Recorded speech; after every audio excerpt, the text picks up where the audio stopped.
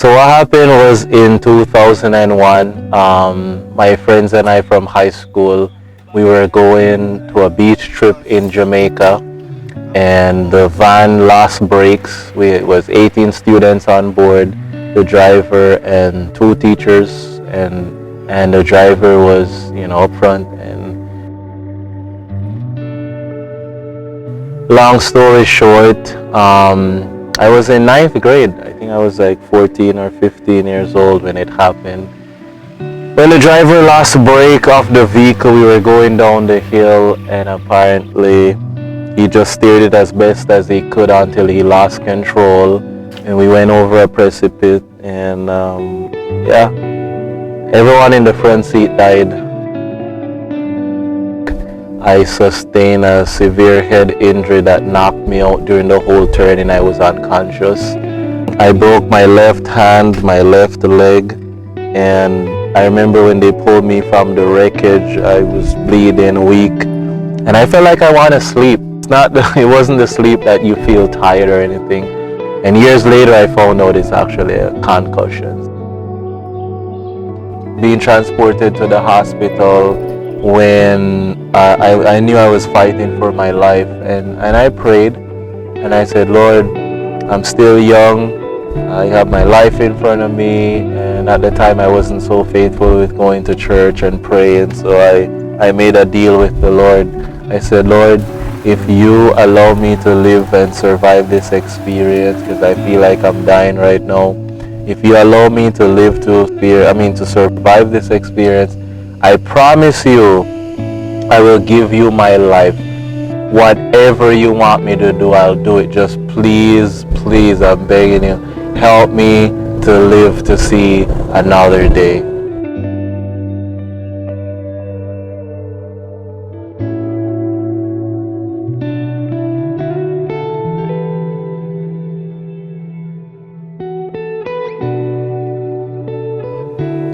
So I'm begging the Lord for my life. I'm making him a deal, saying, if you allow me to live to see tomorrow, I promise you I'll give you my life, and whatever you want me to do, I'll do it. Just please don't let me die today. When I got to the hospital, it was even more confirmed that I'm really dying, because I remember the nurse saying, when I got into that emergency room, all they kept saying was, he has no pulse.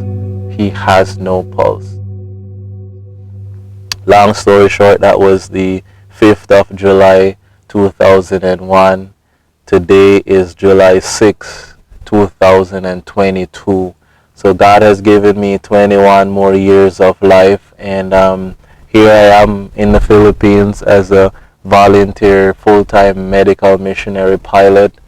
Ministry is really tough, has its challenges, but every time I feel like packing up my stuff and go find a nominal job and a regular work or something, I can't help but realize that I cannot go back on my promise. God has given, he has fulfilled his part of the bargain, and now I need to do mine. So if you're ever wondering why and what keeps me going, this is what keeps me going. I didn't plan it, but we have launched officially, and we have this new airplane, and the very first mission really brought a lot of tears to my eyes, because it's not just Batanes, which is a special place in my heart for doing ministry and missions, but what happened is I basically had a request to transport a body that's going to take about 12 hours, about 1,200 nautical miles.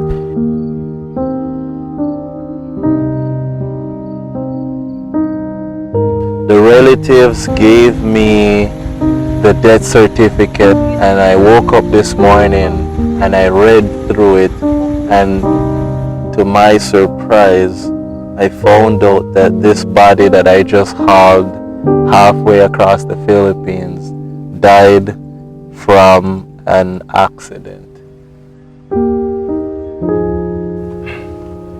So basically, imagine you come to 21 years, you're looking back at how God has been sustaining your life. We just had a dedication for this new airplane, and now The very first mission is someone that died from a motor vehicle accident.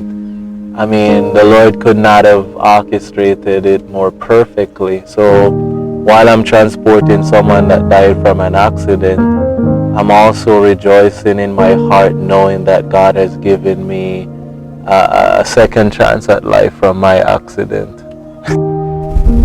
When I think about these experiences that I go through, I know for surety that God is orchestrating everything in my life, and I'm happy to know that I have given Him my life enough so that I'm willing to fulfill my part of the bargain. I cannot do it in and of myself because without Him I am nothing. I can do nothing. But I'm so grateful for another year of life. 21 years ago, I tell people I should have died, but grace stepped in and extended my life. And to be able to look back at the last 21 years knowing that each day and each moment I'm not fully committed to the Lord's work, but I'm not so discouraged about the challenges that I opt to leave the mission. So ministry is where I live, it's where I breathe and survive. And if you're ever wondering why I do what I do at this level, it's because I already owe God so much. And every day of life, I believe it should be a life of service in trying to let Him know how much I appreciate Him sparing me on the 5th of July, 2001.